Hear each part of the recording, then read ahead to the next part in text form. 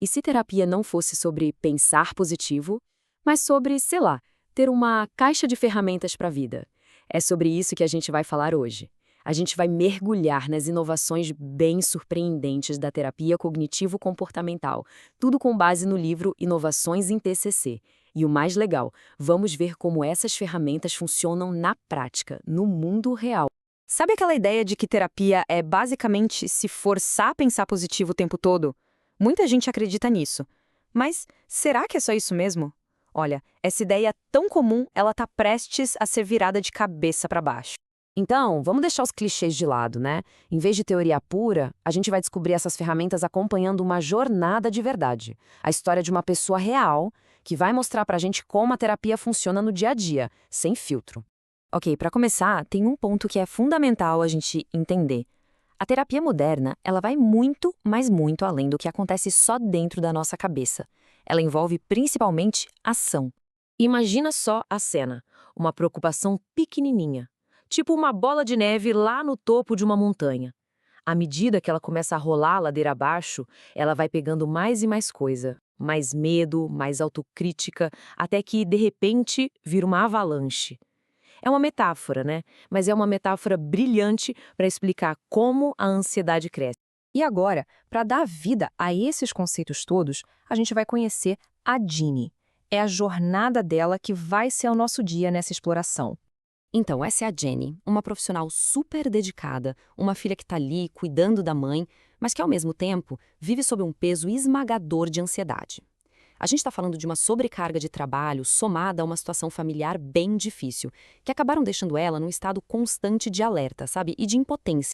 E essa frase dela, nossa, ela resume perfeitamente o que é o ciclo vicioso do transtorno de ansiedade generalizada.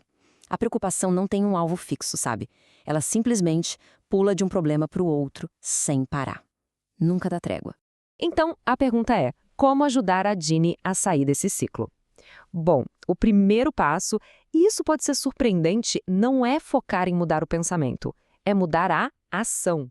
É aqui que entra a tal da ativação comportamental. A ideia por trás dela é bem simples, na verdade. O que a gente faz influencia diretamente como a gente se sente. Então, em vez de ficar esperando o humor melhorar para começar a agir, a gente usa a ação para mudar o humor. O foco é sair daquela inércia, sabe? E se reconectar com as coisas que trazem sentido e prazer para a vida. E olha que interessante como isso se tornou algo prático para Jeannie. Ela literalmente mapeou a vida real dela versus a vida que ela gostaria de ter. E aí, ela teve um guia visual muito claro. Ela percebeu que, nossa, quase 2/3 do tempo dela iam embora só com o trabalho. Essa clareza foi o que deu um empurrão para ela tomar decisões pequenas, mas super concretas, para começar a reequilibrar essa balança. Beleza, mudar a rotina começou a ajudar a Jenny a se sentir melhor, mas ainda tinha um problema na mesa. Aquele medo constante do incerto, do que pode acontecer. O que fazer quando a ansiedade simplesmente paralisa a gente? Pois é, para isso existe outra ferramenta, que é exposição. Pensa bem, para alguém com ansiedade generalizada, a incerteza é tipo o grande vilão da história. E o legal dessa técnica é que ela não tenta eliminar a incerteza da vida, até porque isso seria impossível, né? Mas sim aumentar a nossa tolerância a ela. É mostrar, na prática, que o desconhecido não precisa ser sempre uma catástrofe. E aqui a gente vê exemplos super concretos do que a Jeannie fez. Cada uma dessas ações era, na verdade, um pequeno ato de coragem. Pensa bem, ao não reler um e-mail de rotina, ela estava se permitindo confiar no próprio trabalho. Ao resistir à vontade de pedir feedback toda hora, ela estava aprendendo a tolerar não ter uma resposta imediata. Eram passos pequenos que, somados, foram diminuindo o poder que a ansiedade tinha sobre ela. Ok, a gente já viu o poder da ação e de enfrentar os medos com gentileza. Mas as inovações na terapia, elas não param por aí, não.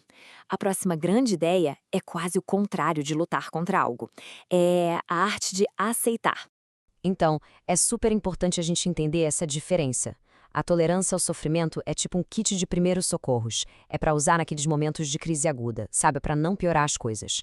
Já a regulação emocional é mais como ir para a academia. É treinar um músculo, são práticas para o longo prazo que constroem resiliência para a gente lidar com os altos e baixos da vida. Ah, e essa metáfora do ônibus, ela é simplesmente genial. Ela muda tudo na forma como a gente se relaciona com nossos pensamentos e sentimentos. Imagina, eles podem ser passageiros super barulhentos, gritando, reclamando lá no fundo do ônibus. Mas quem está no volante, quem decide para onde o ônibus vai, somos nós. A direção, a escolha de seguir em frente, essa escolha continua sendo nossa. E falando em coisa prática, olha só essa ferramenta que dá para usar agora mesmo. É o espaço de 3 minutos para respiração. É muito simples. Em 3 minutinhos esse exercício âncora a gente no presente. Primeiro a gente só nota o que está acontecendo por dentro. Os pensamentos, os sentimentos, a tempestade. Depois, a gente foca toda a atenção numa âncora, a nossa respiração. E por fim, a gente expande essa consciência para o corpo todo, criando um espaço. Um espaço onde a tempestade pode até acontecer, mas ela não arrasta a gente junto. Bom, depois de acompanhar essa jornada toda, o que a gente pode levar para a vida? Vamos resumir tudo isso numa espécie de caixa de ferramentas pessoal. Então, o que a gente tem na nossa caixa? Primeiro, a ação, para quebrar a inércia. Depois, exposição, para ir com gentileza diminuindo o medo.